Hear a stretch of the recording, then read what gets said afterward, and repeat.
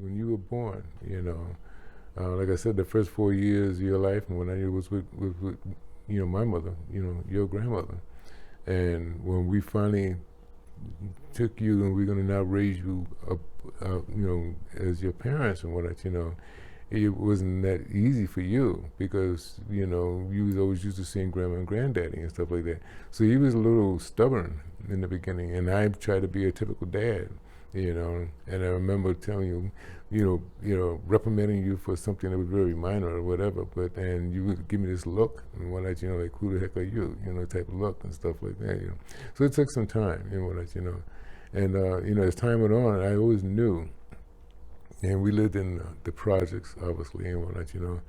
I knew that I wanted to do better, and I said, well, that's when I went on back to school, and I went back to school, but I didn't stay as long as I should have. I should have stuck it all out, but I think it was because of the fact of the job. I got this job. For the most part, it was like. When I worked this particular job, I made a promise. I said, well, this is what I was going to do because the neighborhood was turning kind of bad. And I said that if I get this job, that I'm going to, we're going to move to New Jersey. If I don't get the job, then we're going to move down to North Carolina. I just knew that I wanted to get you guys out of harm's way. That was my objective. That was also during the time when I was acting. When I went and got involved with acting and stuff like that, and that was something that I had to actually give up, But it was a sacrifice I was willing to make, So fortunately, I did get the job, And when I did get that job, that's when I put the money together. I had to save for it and stuff like that, and we moved. Unfortunately, it wasn't the best move because we moved to Irvington, New Jersey, and I didn't know what Irvington was like right next door to Newark, New Jersey, which is between the two of them. They're both two bad areas. Anyway, and the story behind that. We were stuck there for 2 years. The first year that was there was the scary part. First of all, when we lived there and whatnot, it was a bunch of roaches that we didn't even know, and whatnot, not like we didn't have roaches in Castle Hill, but it wasn't as bad, over here when we moved to Irvington and whatnot, we had not only just roaches, we had mice, so it was a difficult time. And mommy was scared of mice.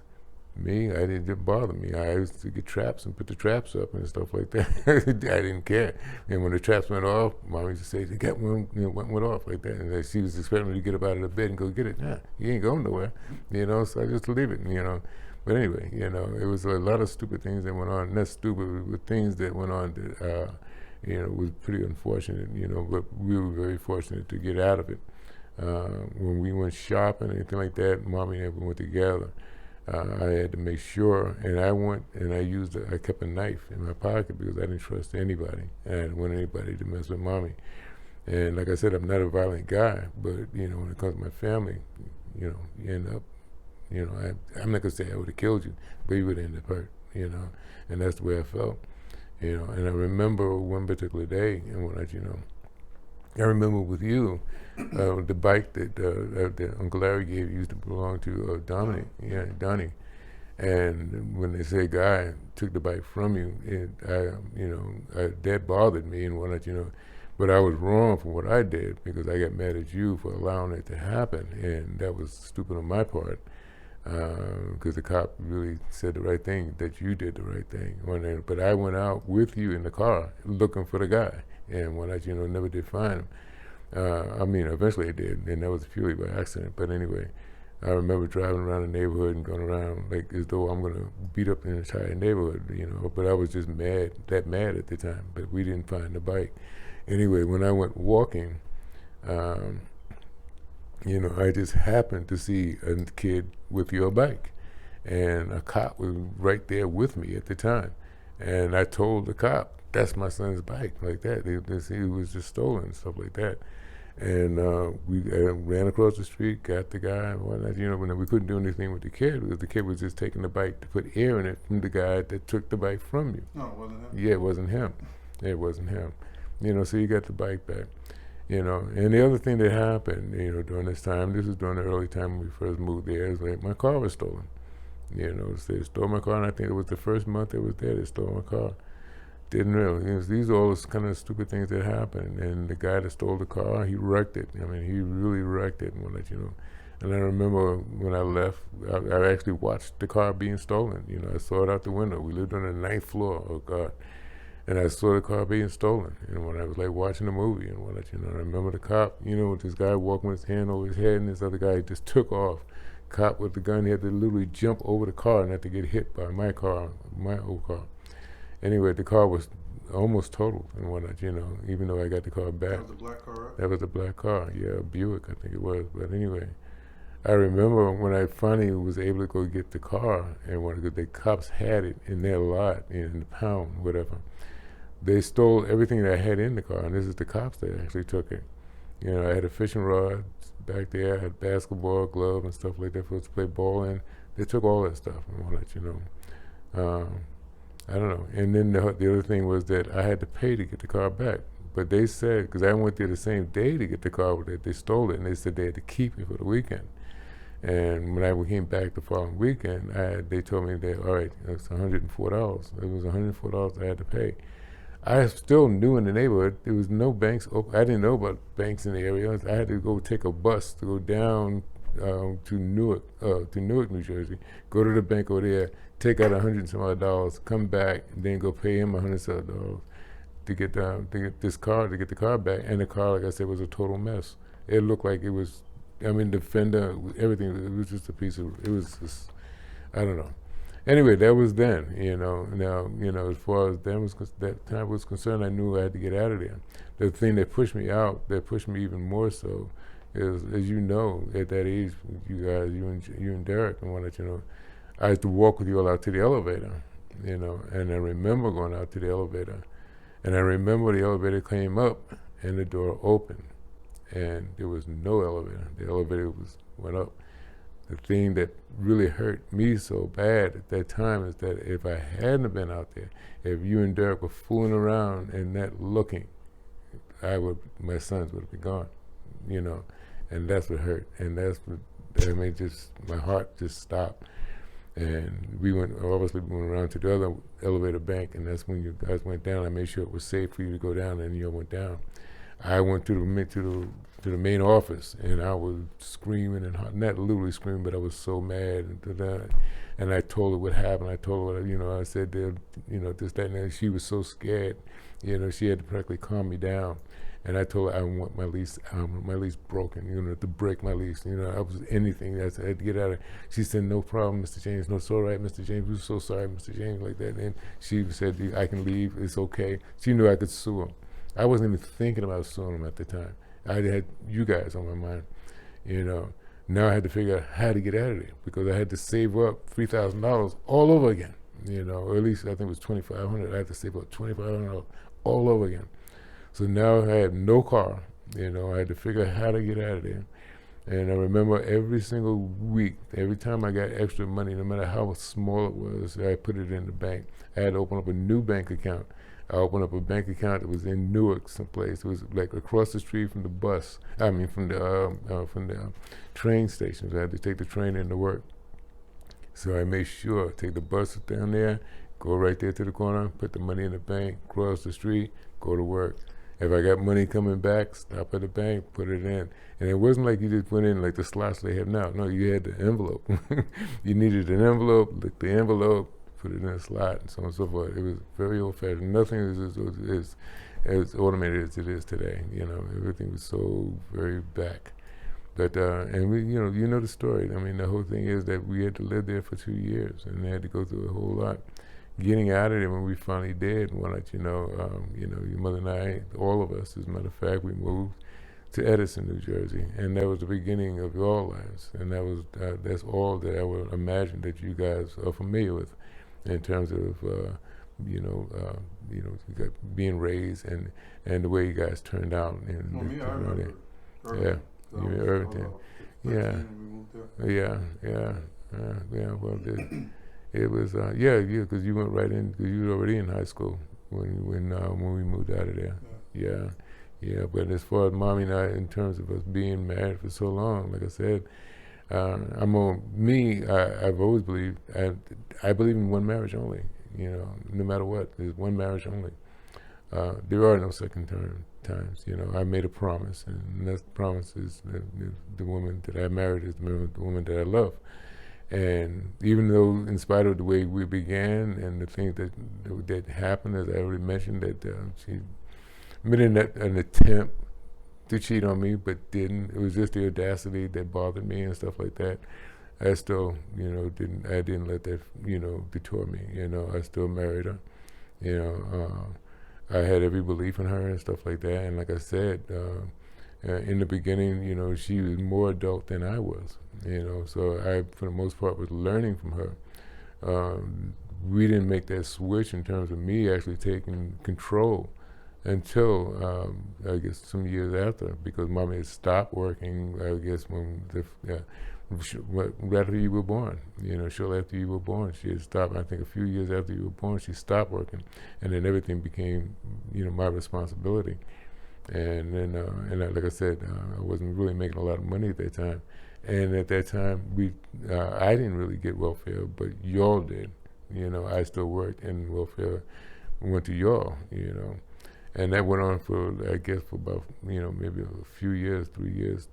I don't even know if it was that long. But once I got that job, we were gone, and everything in welfare was gone. I never looked back. I never got on it again, But I don't, in terms of trying to explain how it turned out to be 45 years, I said, I love your mother, and your mother, I know she loves me, and yeah, we still argue, But there are times, like I said, we sit down and whatnot, we can just look back and say, we had a beginning, and, we're not, that's not to say this is the end, but it's always good to say, yeah, listen, we did a good job, and that's all that really matters to me, that we raised a good family.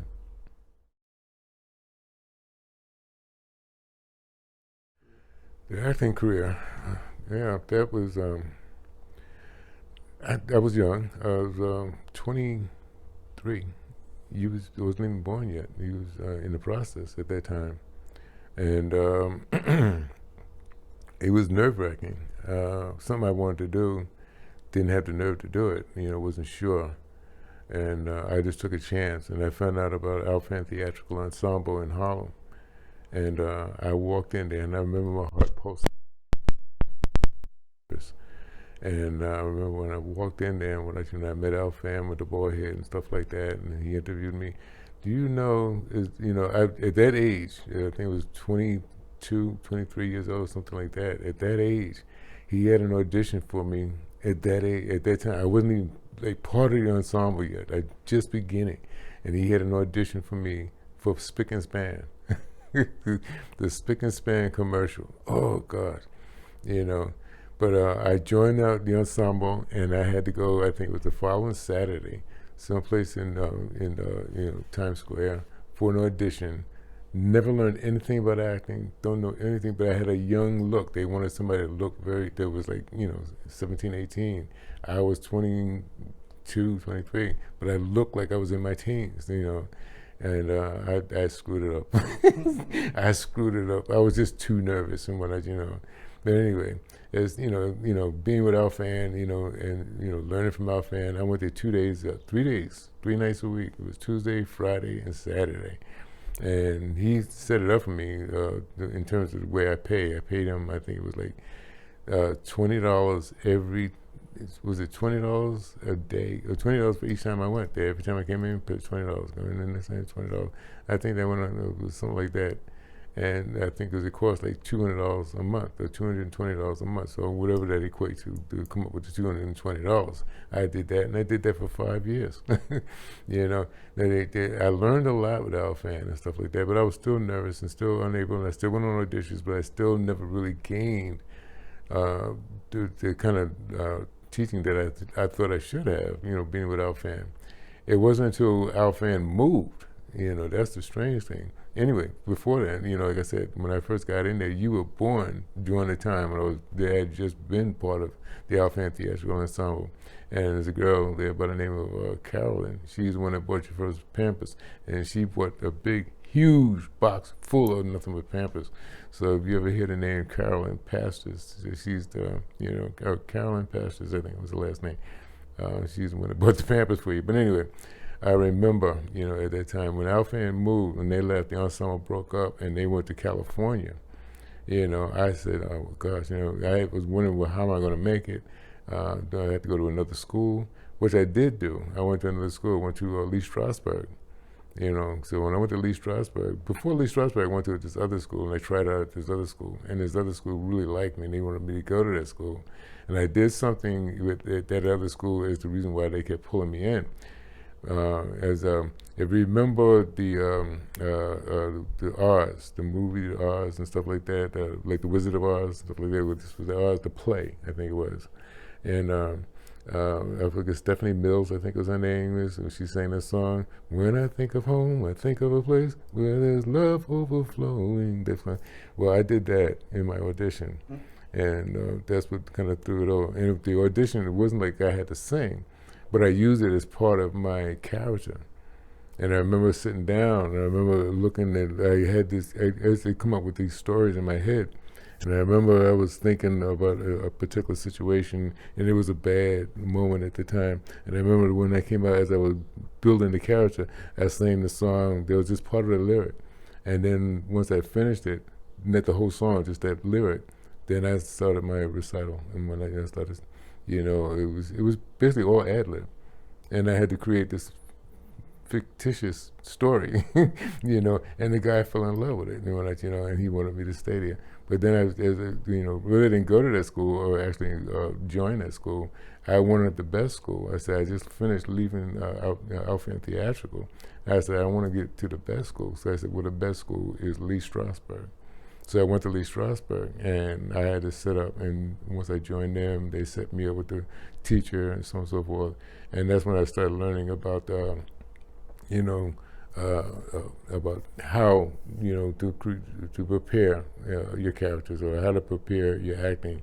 Al Pacino and all these other big actors all went to Al Pacino, and there's a thing called method acting. And method acting, basically, for the most part, is being able to do so many different things subconsciously.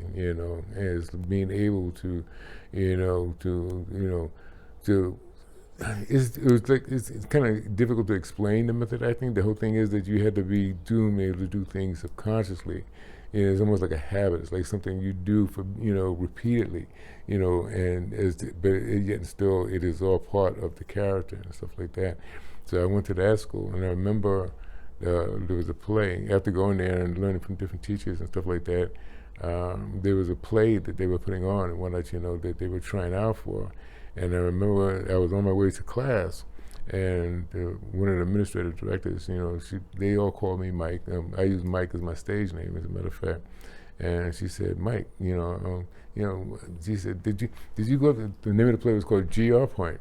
And she said, did you know that they posted that they get a GR Point, they're looking for actors, or they're looking for, people and stuff like that? I said, yeah. She said, well, did you go? She said, no. She grabbed my bag.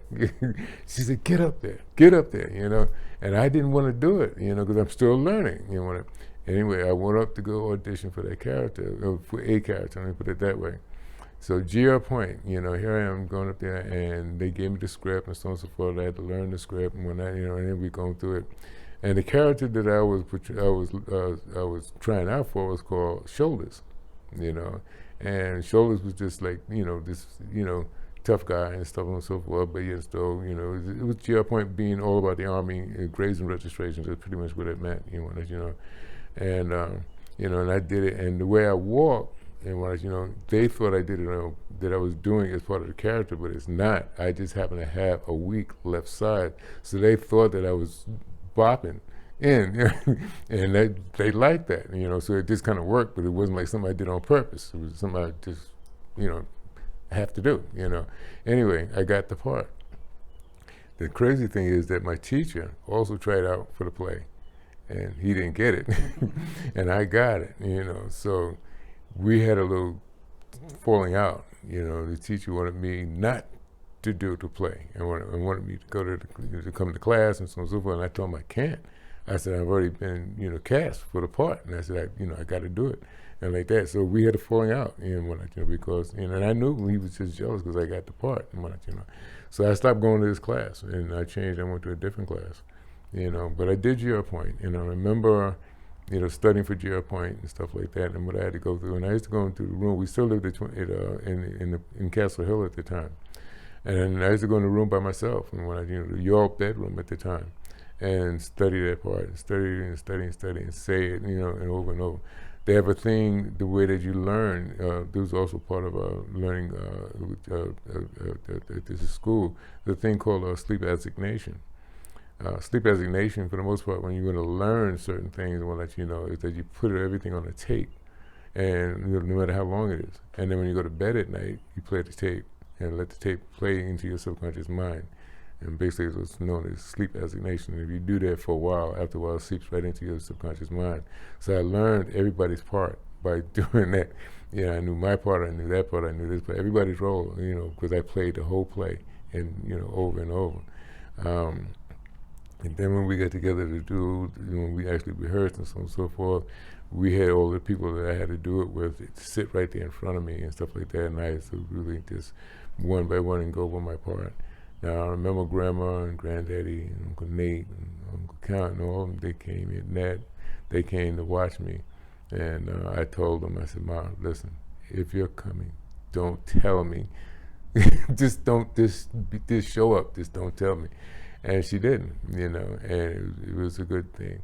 And it was also a day, she came at night, because we did it 2 times a day, and I think 2 times a day, and once, we did it once during Monday through Friday, 2 times, and 2 times a day, Saturday and Sunday. It was like that, for a whole month. And I remember there was a part that I had to do, and there's a part where I come back, we're just coming back from combat or something like that. And I got that picture? Yeah, that's the picture. Yeah, that's the picture where I got the gun or the rifle, whatever, and I actually yell out, "We kicked their fucking asses," just like that, And I'm like pumped, what I do. And I get over there and I'm talking to her like that, and all of a sudden I sort of like faint, and the guy had to catch me, and he catches me, and then I say it and so on and so forth. And after that, I think there's like all kinds of little explosions. We go off and the curtains come down. Now, the part in there that we did over and over and over, we're sitting on the steps of the barracks, right? We all sitting there, there's like 3 of us or 4 of us sitting there, and we're just talking. And we had this pipe, that we're passing around, and in this pipe is supposed to be reefer, There's really nothing in there. What's the name? It's called autosuggestion. I don't know if you ever heard that word before, autosuggestion. Remember that word. Autosuggestion is if you believe in something, like if you say, they say if it's freezing cold outside, but you say, no, I'm burning up. You can train your mind to believe that you are actually burning up. It's called autosuggestion. No matter what, you can say the opposite, believe the opposite. If you say that, that you can, do a certain thing, regardless of how impossible it may be, you can auto-suggest it, it's like, I don't know, it's like, it's training your mind to do something, to believe in it, auto-suggest. And you have to actually train your mind to do that, and that's what I learned in acting. Anyway, we did this particular play, that particular scene, so many nights, and but we're passing this pipe around, and I'm believing that I'm high. So I literally auto-suggested I was high, so I was high, So I did the same part over and over. And then here comes my part. And the guy, he's about to crawl off stage and whatnot, and the pipe comes to me. And I get the pipe, and I forgot my line. I forgot my line. And all of a sudden, I said, everybody's looking at me, and I said, whoa, let me get my head together, just like that. As soon as I said that, the line popped back there to my head. Then I said it. And the guy, because otherwise it would have been screwed. The whole play would have been done, So the line came back into my head. The guy crawled off the stage. The bombs went off. Boom, boom, boom, boom, boom. Curtains come down. We go off stage. The director came backstage, the writer came backstage, they both grabbed me they and hugged me like that because they said, where the hell did that come from? I said, oh God, I don't know. I just prayed to God that never happened again. It was the scariest moment. Don't ever forget your line. Don't never forget the line. But anyway, Grandma and them were there, they saw me and so forth. And it turned out to be, one of the best nights.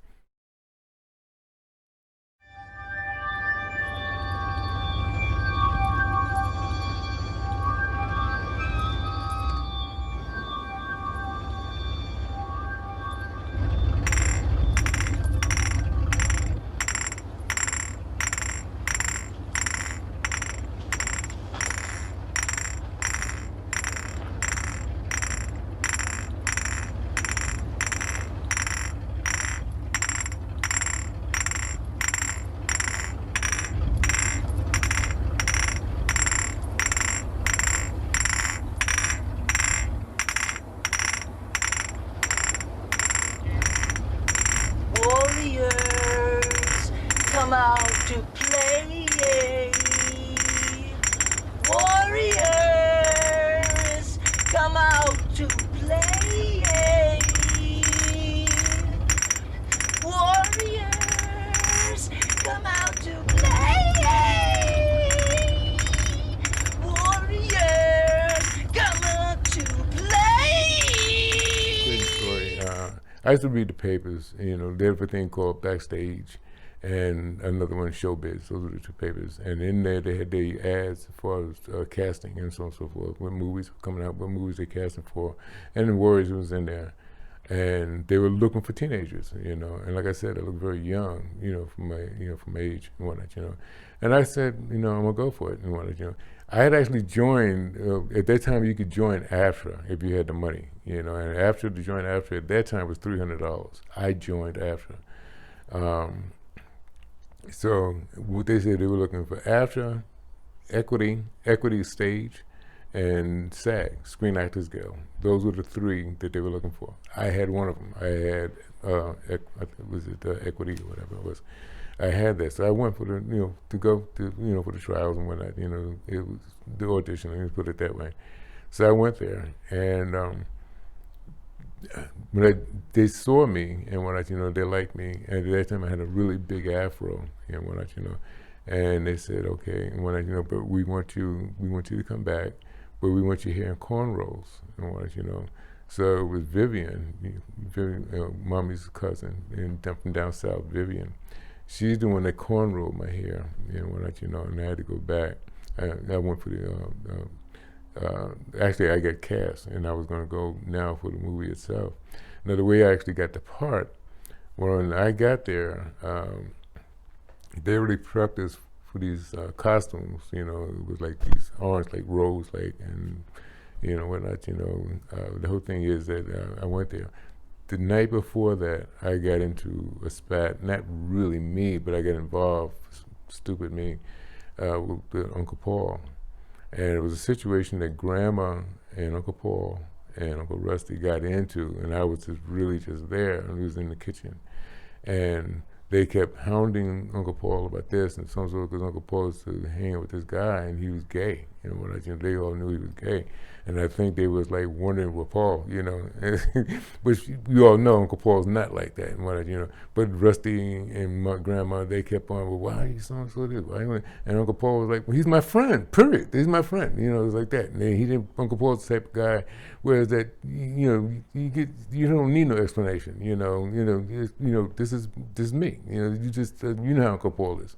Anyway, Uncle Paul got mad and he left. He was about to leave. And I said, well, Mom, listen, I know what you're saying. I said, I'm just going to ask the question, because they wanted to know. And I didn't want to really get involved, but I was the only one brave enough to go and ask, or stupid enough to ask that question. And I went downstairs with Uncle Paul, and it was downstairs in the lobby of the 560 balcony that I asked the question. And Uncle Paul, I think, he almost hated me for asking that question. He never did answer it, and I know that I was embarrassed for asking that stupid question. I was really hurt. It hurt me to my heart because I asked the question that Grandma wanted to know, and I wish I hadn't. Anyway, that stayed on my mind. So when I got to the audition, when I got to do the movie, The Warriors, the next day, I had to be there the next morning. Everybody kind of knew everybody, and they kind of like grouped together. Everybody this day, everybody cough, everyone, and I stayed by myself, because of Uncle Paul. I had Uncle Paul in my mind. So when we went in to get set up and so on and so forth to do the shot, I'm just like, this director came out, and he was the AD. He came out, and he saw me when I was standing outside by myself, and I had this like attitude in my, really not realizing that, I'm really thinking about Uncle Paul. So he noticed that. Now, when we got inside, and they lined us all up to do that scene that you see.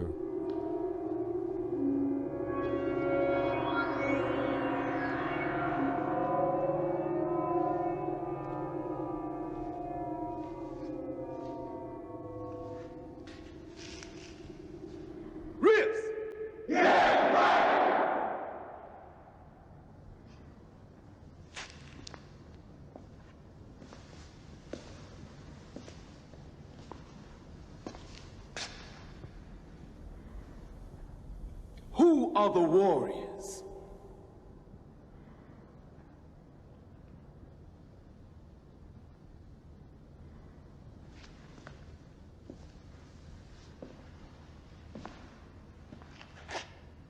There must be some word. Yeah, that's right, that part there. Well, I was online, but I had also shaved my mustache off. We had to stay shaving and stuff like that. So my friend Stan, who was also in the movie, they pulled him off. And I just got nosy, and I got off the line as well and went to the other side where Stan was, and I asked him, what's going on? What's going on like that? So he said, well, they got a guy that's gonna come in to shave him. So that was just me being nosy. So one of the other ADs saw me because of my height and stuff like that, and they pulled me off. And he said, he pulled me off the line. He said, I got a costume for you because of my height. So I got off, and when I went up there for them to put another costume. So when they was putting me and fitting me for this other costume, the director that saw me outside, he said, so I got a line for you. And that was how it started with the Warriors. After that, everything else became like, you can't stop me, So once I got that line, and I said that line, You remember? the Coney Island Bunch. That's all it was, the Coney Island Bunch. He goes, Riffs, yeah, that's right. Who are the Warriors? And he says that like 2 or 3 times, and then the camera focuses right on me, boom, and I say, Coney Island Bunch. Once I said the Coney Island Bunch, then that was it. And then, we go through everything else. Doing the movie, and it was the best. And when my friend Roger Hill, he was the one that did Cyrus 1. He was Cyrus 1. He was the one that goes, he's the one that says, he's up on the podium, can you dig it? That he's the one that does that one. Well, he didn't know I was into acting, and I didn't know he was into acting. So we saw each other for the first time when we did that movie, So I was coming on as he was sitting down on the bench, and he looked at me and he said, Mitch, what are you doing here? And I looked at him, I said, what are you doing here? So that's how we became, and ever since then, he tried to help me and stuff like that, because he was way into the movies long before I got in there. You stay on set for the whole? For the whole thing, yeah. Now the good thing about that is that there was only 4 scenes that was in there, so it wasn't like I was there for the duration. It lasted the whole summer to shoot that whole movie. Mm-hmm. It started in, I think, the beginning of July, and ended sometime in August. And there was only 4 parts that I was in there. So there was only 4 times that they needed to see me. In the meantime, I was doing commercials. Because now that I got my SAG card, I was able to do commercials. I got called to do commercials. I was able to do soap operas. I did a bunch of soap operas that are not out now. Texas, which is not out now. Guiding Light, I think it was. It was quite a few soap operas. I'm trying to think of some of the names. One was a cowboy one. I forgot the name of Western something, whatever. I did like 3 different soap operas. I played a doctor in one. I did movies with James Brolin. I did a movie with Sylvester Stallone, Billy D. Williams. It was just all kinds of other stuff that I was doing while I was still doing the Warriors, you know. So I just got cast for this, got cast for that, did this, for that, and went on and on. And it was just movies I can't even remember doing now, you know. But that was pretty much the beginning as far as the acting was concerned.